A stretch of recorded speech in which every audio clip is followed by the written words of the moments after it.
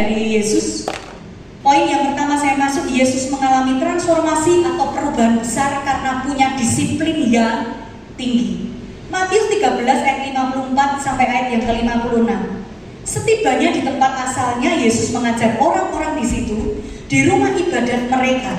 Maka takjublah mereka dan berkata, dari mana diperolehnya hikmat itu dan kuasa untuk mengadakan mujizat-mujizat itu? Bukankah ia ini anak tukang kayu? Bukankah ibunya bernama Maria dan saudara-saudaranya Yakobus, Yusuf, Simon dan Yudas?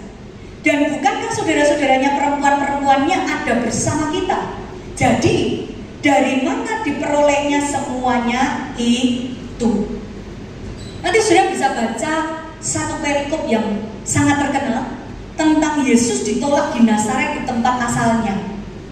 Ayatnya komplit ada di Matius 13 ayat 53 sampai 58. Sudah bisa baca itu. Sudah akan dapati bahwa Yesus itu bertumbuh besar di sana, di kota asalnya. Yesus mengadakan mujizat demi mujizat di berbagai tempat, di berbagai daerah. Mereka semua mengalami mujizat yang besar. Tapi di kota asalnya sendiri,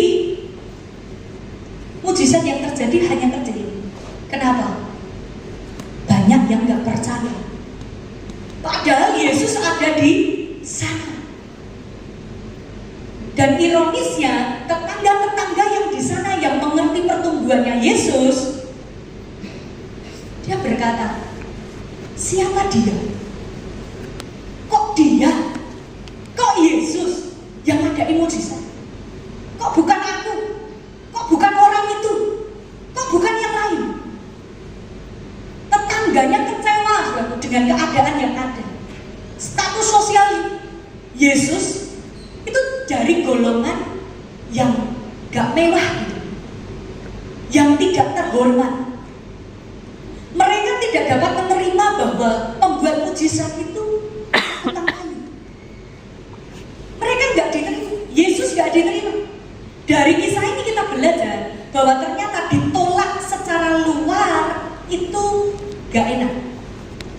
Ditolak karena penampilan luar, ditolak karena status yang terlihat, ditolak karena penampilan luar, itu menyakitkan. Dan ini yang dialami Yesus. Yesus alami itu.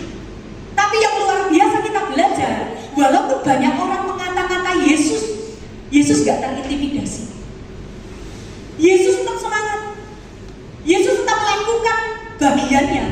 Dia tahu persis panggilan Bapa dalam hidupnya. Dia tahu persis apa yang harus dia lakukan. Dia datang ke dunia untuk menebus dosa kita yang seharusnya saudara dan saya binasa, tapi karena Yesuslah kita beroleh hidup yang kekal. Dia tahu persis. Bahkan kalau kita ikuti kisahnya, ada perjamuan kawin di Kana, saudara. Ketika itu kehabisan anggur, air akan diubah menjadi anggur, gitu ya, saudara. Maria berkata, ubah ini jadi anggur. Tapi Yesus berkata apa? Tunggu, waktuku belum tiba. Artinya bukan karena Yesus malas, gak mau lakuin itu semua. Tapi Yesus tahu persis dia sedang mempersiapkan dirinya. Dia sedang mempersiapkan dirinya, dia sedang mendisiplin dirinya. Dan ketika waktunya tiba, dia akan melakukannya. Dari kisah ini kita belajar sekali lagi, Tuhan Yesus tidak menyerah dengan keadaan. Itu juga yang mau saya katakan kepada setiap kita. Mungkin hal yang sama yang engkau alami. Kita tahu kisah Yusuf dan Daud. Yusuf menjadi Perdana Menteri ketika umur berapa? 30. Daud jadi seorang raja umurnya berapa? 30. Coba kalau kita tarik 1 tahun sebelumnya, apa yang terjadi? Yusuf masih ada di dalam tahanan. Daud masih ada di dalam pelarian. Yesus masih jadi anak muda yang diremehkan. Rasa-rasanya seolah mereka itu dicap gagal, dicap gak bisa apa-apa, dicap gak ada masa depan. Tapi ketika mereka bangkit, dalam sekejap segala sesuatu berubah. Mungkin itu yang engkau alami Bapak Ibu. Engkau berkata berkata, aduh umurku sudah sekian, tapi kok jodoh enggak datang-datang. Aduh, aku melamar pekerjaan, tapi kok sudah umur sekian, sudah ada deadline, kenapa kok ditolak? Gak ada pemasukan. Mungkin itu yang kau alami. Ada banyak penolakan-penolakan yang kau alami dan itu rasanya menyakitkan. Rasanya nggak enak, rasanya itu sesak, saudara. Kadang kita bertanya sama Tuhan, Tuhan usaha apa yang cocok buat aku? Jurusan apa Tuhan yang bisa aku ambil supaya aku nggak salah ambil jurusan? Atau saudara merasa aku tuh bukan siapa-siapa Tuhan? Secara ekonomi, finansial aku nggak punya apa-apa. Cara pengalaman aku pas-pasan. Kadang yang saya lakukan hanya mengalami kegagalan demi kegagalan demi kegagalan demi kegagalan. Bahkan mungkin dari antara saudara takut akan masa depan, takut untuk melihat jalan yang ada di depan. Atau saudara sedang dalam keadaan yang seperti Yesus, dibanding-bandingkan, dilihat sebelah mata, gak dipikirkan, gak masuk di dalam hitungan. Saudara mungkin ada di dalam kegagalan, tapi rasanya untuk bangkit lagi, rasanya takut untuk bangkit. Kenapa? Takut gagal lagi, takut gagal lagi. Tapi hari ini pesan firman Tuhan untuk setiap kita, jangan menyerah. Katakan kanan kiri, jangan menyerah. Amin. Jangan menyerah. Jangan merasa terintimidasi. Tapi ini saatnya bangkit. Katakan bangkit. Kalau kita bangkit, maka kita akan mengalami yang namanya terobosan besar bersama dengan Tuhan. Amin. Kalau kita bangkit, kita akan mengalami pelipat kali gandaan, bahkan anugerah besar Tuhan kerjakan di dalam hidup setiap kita. Amin. Amin. Bisa berikan kemuliaan yang paling tinggi untuk Tuhan. Sanggup gak untuk Tuhan mengubah keadaanmu? Sangat sanggup. Sanggup gak untuk Tuhan membalikkan keadaanmu? Sangat sanggup. Tapi tergantung kita ini mau gak kita percaya.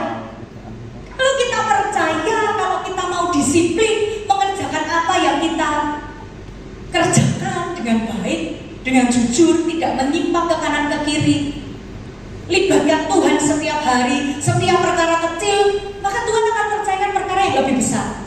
Ketika kau melibatkan Tuhan dalam segala hal, firman Tuhan katakan, akui Dia, maka Dia yang akan meluruskan jalanmu. Firman Tuhan katakan, akui Dia. Jangan-jangan setiap kita akui Tuhan, butuh Tuhan, kita akui Tuhan, kita doa kenceng-kenceng sama Tuhan, kalau kita pas ada butuhnya. Tapi doa saya hari ini setiap kita sadar. Amin. Amin. Supaya kita sadar. Kenapa? Tidak hanya pas kita butuh kita cari Tuhan, tapi kita harus setiap hari cari Tuhan, libatkan Tuhan. Kenapa? Kita tidak bisa hidup sendirian, Bapak Ibu. Kita tidak bisa hidup sendirian. Dengan pemikiran kita ini terbatas. Siapa di tempat ini yang rindu mengalami pemulihan, bahkan terobosan besar dalam hidupmu? Boleh lambaikan tangan. Oh, lambaikan tangan yang tinggi. Siapa yang rindu? Kuncinya apa, saudara? Disiplin. Amin.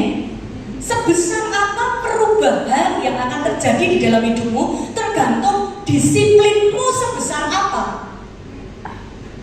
Kalau Bapak Ibu punya kerinduan, waduh nanti bisnisku gini gitu, pelayananku nanti gini gitu dan lain sebagainya, punya impian yang begitu besar, itu luar biasa.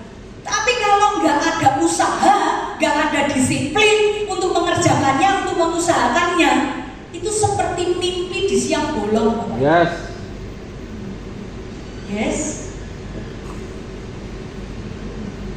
Ketika kau punya disiplin yang besar, maka terobosan besar siap-siap Tuhan akan kerjakan dalam hidupmu. Amin. Tapi kalau disiplinnya kecil, ya perubahannya kecil. Maaf kata saya harus katakan, gak ada disiplin, ya gak ada perubahan. Oleh karena itu siang hari ini ayo belajar untuk apa? Mau rindu perubahan terjadi, mau Yes. Amin. Amin. Mau untuk bergerak. Bergerak kemana? Bergerak sesuai dengan rencananya Tuhan. Kalau kita berjalan bersama Tuhan, pasti kita akan bisa sampai garis akhir. Amin. Manfaat disiplin itu apa, Bapak Ibu? Kalau tadi saya berkata disiplin itu apa? Kalau kita nggak tahu manfaatnya apa, kita nggak mungkin mau untuk mengerjakannya, betul? Kita harus tahu dulu manfaat disiplin itu apa. Yang pertama, mencapai tujuan. Jadi saya mau katakan kita kalau melakukan sesuatu, kita harus punya tujuan. Tujuannya apa?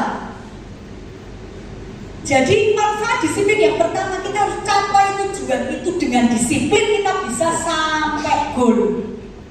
Dengan disiplin akan kesehatan kita, maka goalnya kita sehat. Dengan cara apa? Ya kita disiplin berolahraga.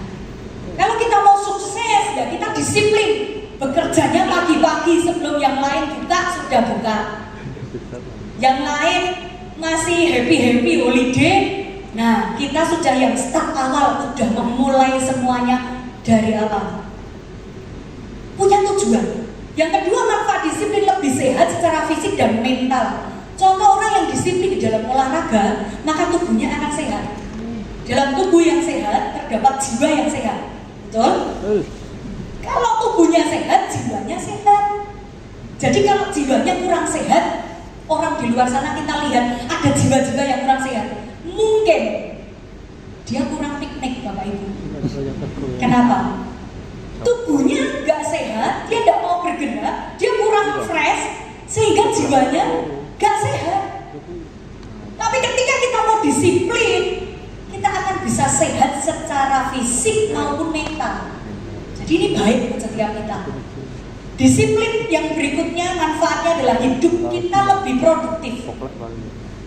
Coba bayangkan, orang yang disiplin bangun pagi-pagi, dia mengandalkan Tuhan dulu, dia doa, dia bekerja, sebelum melakukan apapun dia kerja, dia andalin Tuhan, maka dia lebih produktif dibanding yang lain.